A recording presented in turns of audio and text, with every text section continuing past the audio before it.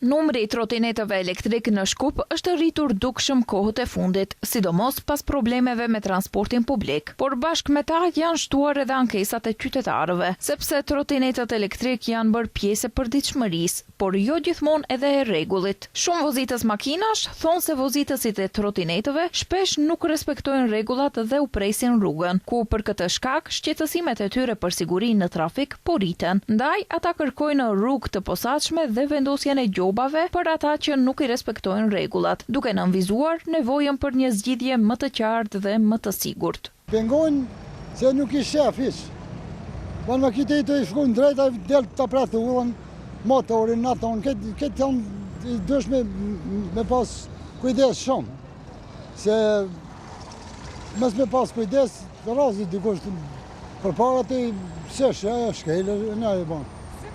Se i shtetis sa të regullu kur gjonë qik. S'kesh ka me asi, kur gjonë nuk e di, atë e di vetë shteti e di. Nuk më pengojnë, vetëm le të vendosin helmeta për sigurinë e tyre. Le të respektojnë rregullat.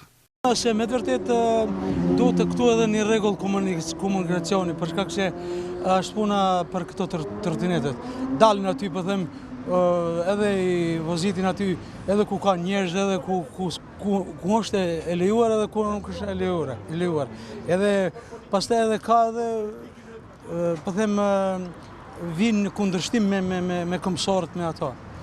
Nuk zbresin ose po them që të shkojnë me një rrugë të drejtuar të vetën që e kanë. Duhen të kenë, më duket, rrugë të vete.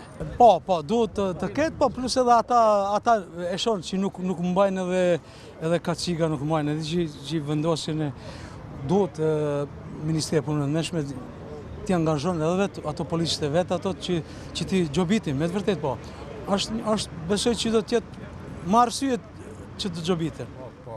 Shumë ne i presin na pengojnë, sepse nuk kanë kulturë edhe në komunikacion, nuk kanë një farë i grajnë në drejtim të kundërt, pengojnë shumë, me të vërtet shumë komunikacion, pengojnë.